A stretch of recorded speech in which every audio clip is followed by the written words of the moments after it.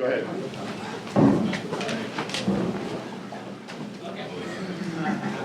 Well, I guess I can just answer questions.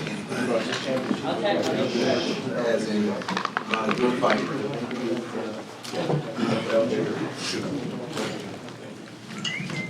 I thought it was a good fight.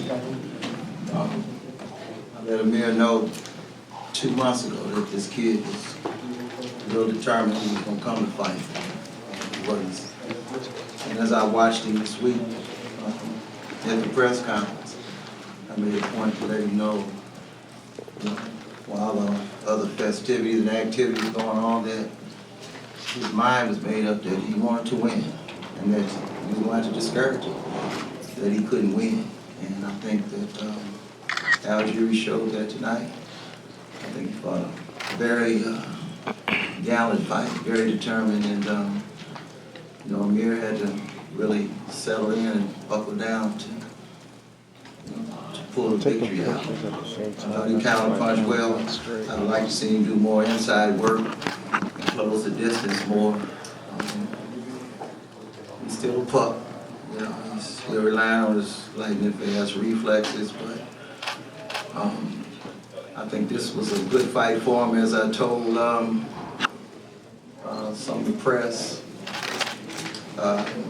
earlier this week, that questioned the fight, that he had a lot of pressure on him because the Mayweather and Pacquiao questions just kept coming.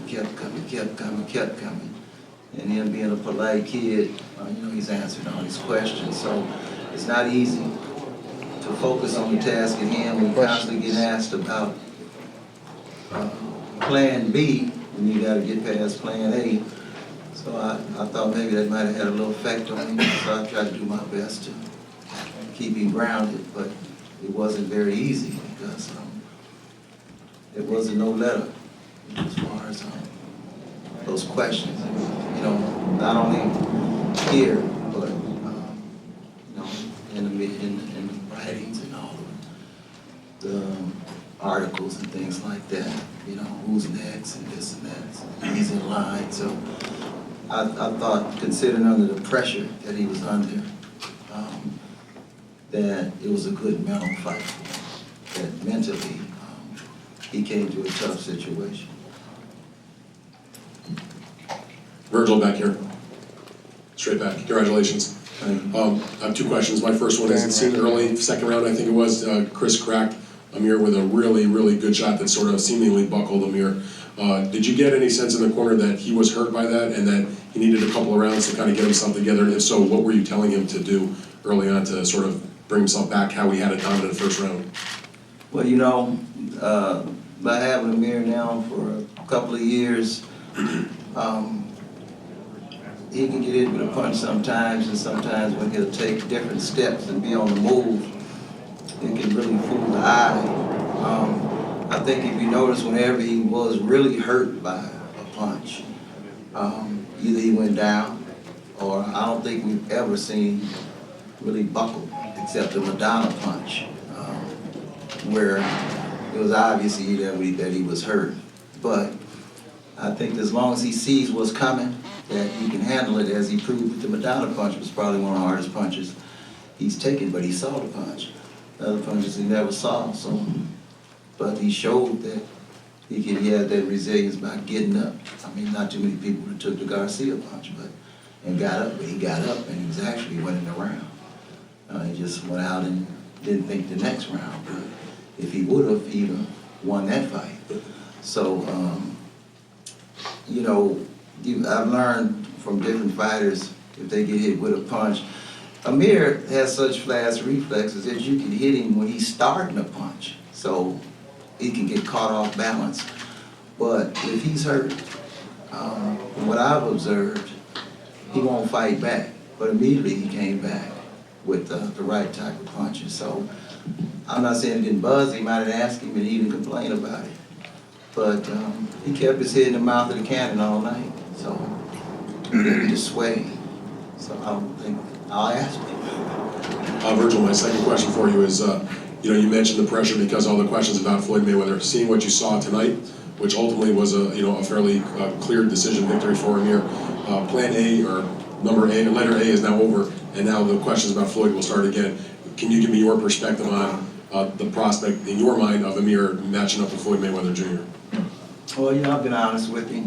When it comes to Floyd, that it's a fight that he's going to have to be real diligent about his preparation, and he's going to have to do what a young buck can do. He's going to have to fight over his head. You know, and every fighter, when they have a youth and they just keep going in the game and they sort of get in the groove one night, it's like Buster Douglas, anybody, they can just take it to another level, youth-wise. But I've always been honest with him and said his IQ will never match Floyd Mayweather's IQ, because the years of repetition and day in and day out doing the same thing, his body just and mind just processes real quick.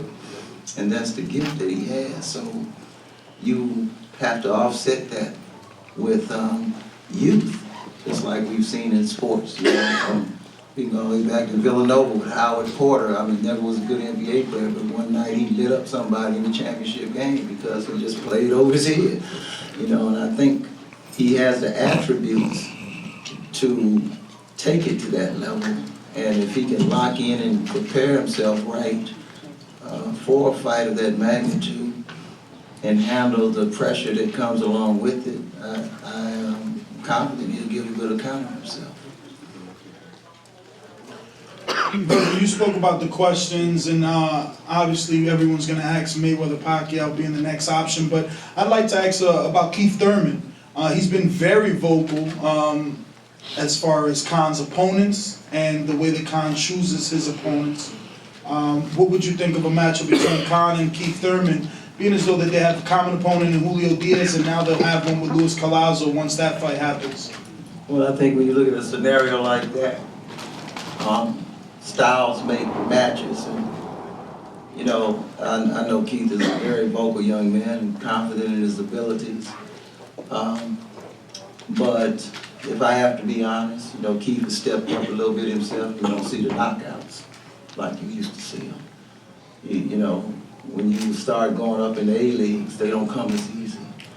And you know, by the media saying Khan is chinny and this and that and the other, he's supposed to talk like that, but there's things I know about Keith Thurman that I won't say that he better watch his chin too.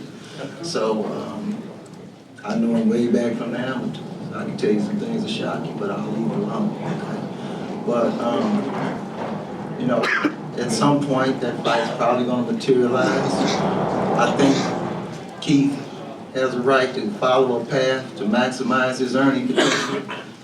And these kids have to be careful not to be brought so soon to a match because other people want to see it. And then the match is over, and now what? I mean, you have paths in that welterweight division that can be carved out, and you can make some real great fights. But the fighters really deserve to be compensated for a fight of that magnitude, and not just take it because somebody wants to see them fight. But I believe that that fight will materialize itself one day. And it's not going to be easy as Keith Thurman think it is. Thank you, Virgil. Okay, Chris is going to come in right now, and then Virgil can come back here after.